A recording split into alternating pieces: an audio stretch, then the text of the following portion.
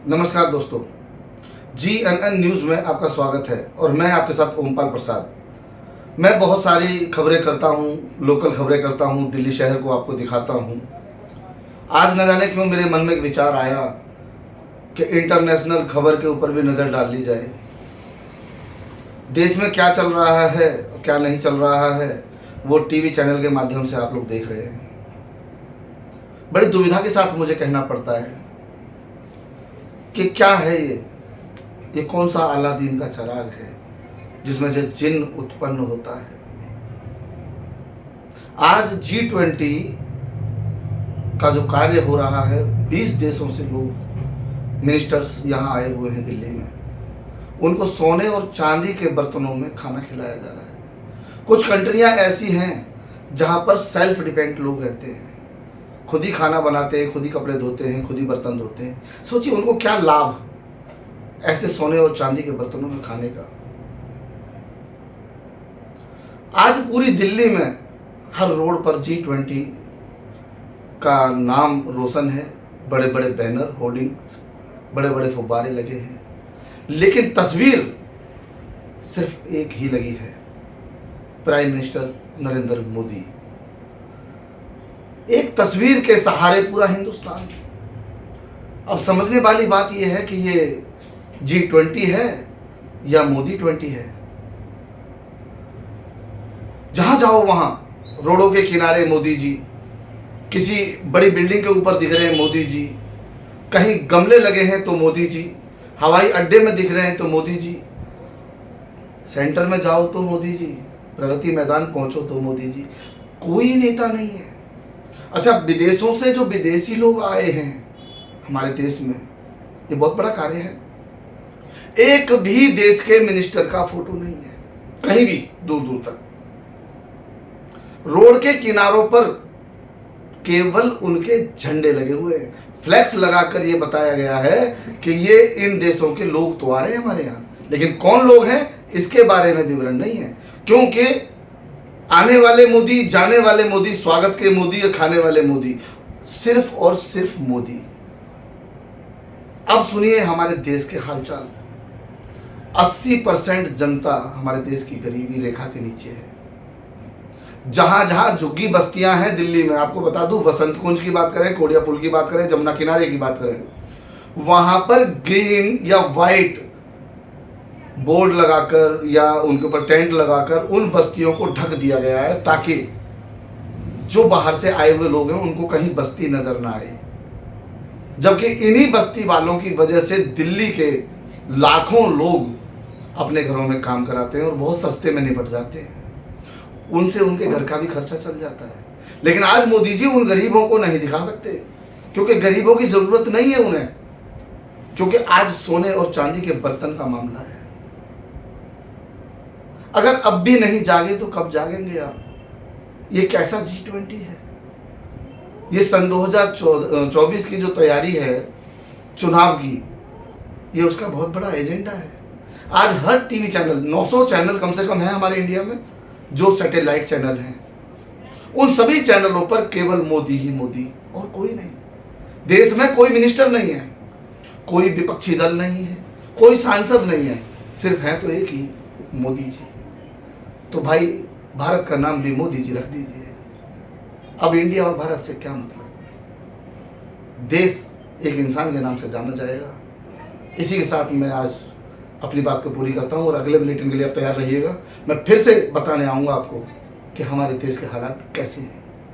धन्यवाद। ओमपाल जी, आपको लगता है कि मोदी जी अपना प्रचार बहुत पुरजोर तरीके से करने में विश्वास रखते हैं और हर चीज़ का क्रेडिट खुद लेना चाहते हैं, पर जब देश में कुछ घटनाएं घटती हैं, जैसे अभी मणिपुर की घटना हुई है और भी कुछ होता है, मैं मानती हूँ कि अगर किसी राज्य में भी कुछ हो रहा है और वहाँ राज्य सरकारों को ब्लेम किया जाता है, तो प्रधानमंत्री तो उस राज्य का भी मोदी है। मोदी जी उस पर जिम्मेदारी नहीं लेते। इन सब चीज़ों पे क्या कहना चाहेंगे आप? मोदी जी भारत के 29 राज्य और 7 केंद्रीय शासित राज्यों के प्रधानमंत्री हैं। तो मोदी जी तो ये सोचते हैं कि मैं पूरे देश का गार्जियन हूँ, पापा जी हूँ, और पापा जी कोई काम थोड़ी करते हैं, काम तो बच्चे करते हैं। अगर कुछ गलत होता है तो वो बच्चों का ही नाम आता है, और कुछ अच्छा होता है तो पापा जी का नाम आता है, और इसी हिसाब से वो चला रहे हैं इस देश को। और मैं समझता हूँ कि पिछले 200 वर्ष में भी ऐसा कोई तानाशाह आया ना होगा जिसने कभी ऐसा काम किया होगा कि फुटपाथ पर मोदी जी, बिल्डिंग पर मोदी जी, प्रोग्राम में मोदी जी, हवाई अड्डे में मोदी जी, रेलवे स्टेशन पर मोदी जी, बस स्टैंड पर मोदी जी, टेम्पो स्टैंड पर मोदी जी, मोदी जी ही मोदी जी, कुछ और तो है नहीं। तो वो काम करने के लिए इसलिए आगे नहीं बढ़ते। वो सोचते हैं कि मेरा नेम फेम होगा तभी इंडिया आगे तरक्की करेगा, क्योंकि इंडिया के बाद और भारत के बाद अगर कोई नाम होगा देश का तो वो मोदी जी होगा। ओमपल जी, पुराने ज़माने में हिटलर होता था और आज के ज़माने में नॉर्थ कोरिया एक देश है जहाँ का जो शासक कह लें हम या प्रधानमंत्री कह लें हम, शिंग जोंगपिंग या पता नहीं क्या नाम है उनका, मैं नाम पे भूल हाँ, गई। वो आए नहीं है हमारे देश में इस बार, वो आए नहीं है। आप सही कह रहे हैं, चीन के जो राष्ट्रपति नहीं हैं। नहीं, चीन के नहीं, नॉर्थ कोरिया एक देश है जहाँ का जो प्रधानमंत्री है वो कहता है मेरी पूजा करो। अगर आपके घर में आग लग जाती है तो जो मेरी फोटो लगी हुई है उसे उठा के भागो। जी, आपने सही कहा। वो चाहता है कि उसी के हेयर कटिंग के हिसाब से लोग बाल बनाएं। आपको शायद वो देश याद आ गया होगा। जी जी, बिल्कुल। वहाँ देश में लोगों को पढ़ने का अधिकार नहीं है, जी। लिखने का अधिकार नहीं है, ज्यादा इंटरनेट नहीं चलते, वहाँ बहुत गरीब और बहुत हाँ, सिर्फ तानाशाही तो पर क्या विश्वास आपको रखते लगता हैं। है कि हिंदुस्तान का प्रधानमंत्री भी उसी राह पे चल रहा है या ऐसा ही करना चाह रहा है? अभी कोशिशें कर रहे हैं, अभी पूरी तरह से नहीं कर पा रहे हैं, क्योंकि कहीं ना कहीं उनके कदम डगमगा जाते हैं। क्योंकि भारत जो देश है ना, इसकी जनता बहुत समझदार है और कोशिश करती है कि वो लोगों को अच्छी बातें तक पहुंचा दे, क्योंकि हमारे यहाँ संस्कार होते हैं। भाव का देश है ये भारत, तो भावनाओं से जब जुड़ा हुआ है तो वो पूरी तरह से उसको हिप्नोटाइज कर नहीं पा रहे हैं मोदी जी। हालांकि वो उस राह पर चल रहे हैं, कोशिश उनकी पूरी है कि आने वाले समय में वो अच्छे तानाशाह बने और भारत का नाम बदलकर मोदी जी हो और मोदी जी के नाम से ये देश चले। लेकिन शायद कहीं ना कहीं त्रुटि आ रही है और वो रुक जाते हैं, लेकिन कोशिशें इस बार उन्होंने पूरी तरह से की है। और आपको एक और जानकारी बता दूं मैं कि G20 की जो अध्यक्षता है वो इस कार्यक्रम के बाद खत्म हो जाएगी। भारत की जो अध्यक्षता है वो इस कार्यक्रम के बाद खत्म हो जाएगी, क्योंकि ये जो अध्यक्षता है ये हर कंट्री को मिलती है एक कार्यक्रम के लिए। और आज से पहले क्योंकि G20 है ये, तो इसका मतलब है 1 2 3 4 5 ये भी हुए होंगे ना। तो आज आपके जन जन तक, कानों तक एक बात पहुंची है G20। भाई G1 कहाँ गया, G2 कहाँ गया, G3 कहाँ गया, G5 कहाँ गया, 4 कहाँ गया, कोई पता नहीं है। क्योंकि जो भी कंट्री इस काम को करती है वो अपना आराम से ठीक ढंग से करती है, क्योंकि उसे पता है हम देश के लिए काम करते हैं, हम देश के सेवादार हैं, देश के लिए कार्य करने वाले हैं, तो देश के लिए हम कुछ करना चाहते हैं और वो करते हैं। लेकिन हमारे यहाँ की जो कथा है वो कुछ और होती है। ओमपल जी, मीडिया का इसमें क्या रोल कहेंगे आप? फोन पकड़ के मीडिया वाले खड़े रहते हैं, अरे ये स्टेटमेंट आ गई, अरे मोदी जी की तरफ से वो स्टेटमेंट आ गई, इसके बारे में भी कुछ उल्लेख करें। देखिए, इस बारे में तो मैं एक देसी भाषा में आपको कहूँगा कि हमारे यहाँ, क्योंकि मैं पीछे उत्तर प्रदेश अलीगढ़ मेरी जन्मभूमि है और वहाँ पर मैंने कहावत सुनी थी, कहते हैं जाकी देखी भरी परात, बाके गाए पूरी रात।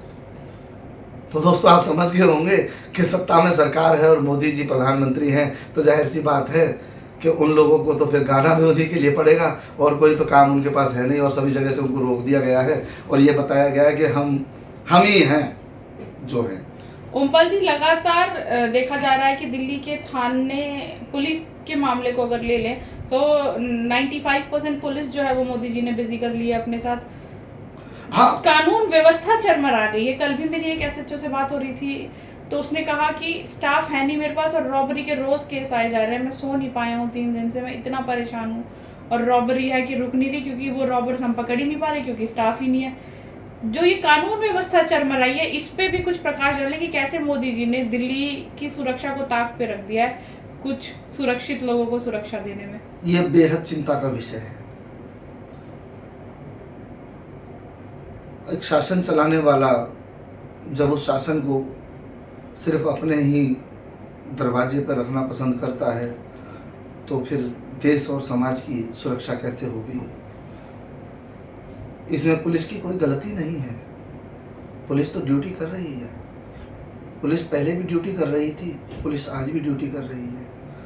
पहले वो 8 घंटे 10 घंटे 12 घंटे में ड्यूटी कर रही थी, अब वो 24 घंटे में कर रही है, क्योंकि उनके मालिक ने कहा है कि मेरे दरवाजे पर खड़े रहना 24 घंटे खड़े रहने की ड्यूटी दे रही है। आम जनता अब क्या दुख झेल रही है उससे उन्हें मालूम, कोई मतलब नहीं है, कोई एहसास नहीं है उन्हें इस चीज़ का कि हमारे देश में बहुत सारी चीज़ें, बहुत सारी गतिविधियां गलत भी होती हैं, लेकिन उन गतिविधियों से कोई मतलब नहीं है उन्हें, उन सबसे परे हैं वो। और वो चाहते हैं कि इस देश को सिर्फ एक ही आदमी की ज़रूरत है, वो है मोदी जी। उन्हीं के लिए ईडी हो, सीबीआई हो, क्राइम हो या दिल्ली पुलिस की बात करें तो ये सारे लोगों को ये परेशान करने वाली बात है। रोबरी हो, आत्महत्या हो, सुसाइड हो, मर्डर हो, कोई मतलब नहीं है किसी चीज़ से, क्योंकि G20 है, 3 दिन का दौर है और 3 दिन के लिए बिल्कुल बिजी किया गया। हालांकि 18 दिन से बिजी है दिल्ली पुलिस, लेकिन 3 दिन से ऐसी बिजी हो गई है कि अब ऐसे में अगर कुछ भी कांड हो जाए तो बंदे नहीं है, कहाँ से फाइल बनेगी, कौन पकड़ेगा बंदों को, कैसे जांच जारी होगी, क्योंकि जांच करने के लिए भी मनुष्य की ज़रूरत होती है। दिल्ली की जनता को क्या संदेश देना चाहेंगे आप कि वो कैसे क्या करे और इसमें उनका क्या रोल होना चाहिए, क्या नहीं होना चाहिए? दिल्ली की जनता क्या, हमारे देश की जनता बहुत होशियार है, बड़ी समझदार है। पौवे पे बिक जाते हैं बहुत सारे लोग, बहुत सारे चाय पे बिक जाते हैं, बहुत सारे लोग सेल्फी पे बिक जाते हैं। भाई ये सब ऊटपटांग हरकतें छोड़ दीजिए, अपने बारे में कुछ सोचिए। आपके माता पिता ने, आपके पूर्वजों ने बड़ा खून बहाया है अपने घर का, अपने दिल का, अपने शरीर का, तभी इस देश को आज़ादी दिलाई है। और आज वो आज़ादी मिली है, उसे गुलामी की तरफ क्यों ले जा रहे हैं आप लोग? इन गुलामियों से बचना है तो कम से कम कुछ तो अच्छा करिए। खासकर युवाओं से कहना चाहूँगा, क्योंकि युवाओं में तो बिल्कुल एक सिस्टम ही बदल गया है। भाई सिस्टम पर आ जाइए।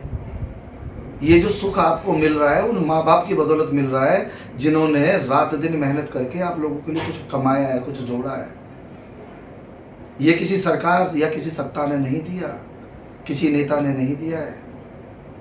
बिखर जाओगे, कुछ नहीं मिलेगा।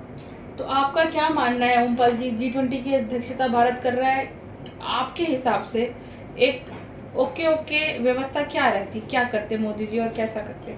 देखिए सीधी सी बात थी कि अगर अध्यक्षता की बात थी तो देखिए प्लेन के लिए मैं मना नहीं करता, जगह की हमारे देश में कोई कमी नहीं है, खाने की व्यवस्थाओं की कोई कमी नहीं है। सबसे बड़ी बात, जितने लोग हमारे देश में आए हैं, 20 देशों के लोग हमारे देश में आए, सभी मिनिस्टर हैं, राष्ट्रपति हैं, जो बाइडन हैं, जो महाशक्तिशाली देश है अमेरिका, उसके राष्ट्रपति आए हैं। सभी की पूरे उनके नाम के साथ, उनके फीचर के साथ उनकी फ़ोटो लगानी चाहिए थी, ताकि देशवासियों को ये पता लगता कि हमारे देश में ये अतिथि आए और वो उनके बारे में जानते।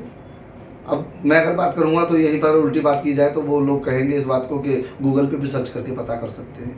तो भाई एक बात बताइए, गूगल पे सर्च करके तो मोदी जी को भी पता कर सकते थे, क्या ज़रूरत थी रोडों पर उनका इतना प्रचार करने की? तो पहला तो उन लोगों के बारे में सबसे बड़ी जानकारी देनी चाहिए थी। दूसरा, देश में क्या लेकर आ रहे हैं, क्या नहीं लेकर आ रहे हैं, उस एजेंडा को फिक्स करना चाहिए था। लोगों को ये बताना चाहिए था कि हमारी सोच ये है, हम देश को विकसित इस तरीके से करेंगे। और जैसा कि वो लोग कहते हैं कि भारत को विश्व गुरु बनाएंगे, तो विश्व गुरु बनाने की राह पर चलाने के लिए सभी लोगों से पूछा जाता है, जानकारी ली जाती है और देशवासियों को तो खासकर बताया जाता है, क्योंकि देशवासी आपसे पूछ नहीं सकते। तो कम से कम वो आपकी बातें सुने और उनको पता रहे कि हमारे देश के प्रधानमंत्री हमारे लिए ये कर रहे हैं। ऐसा कुछ हुआ नहीं है। Thank you ji.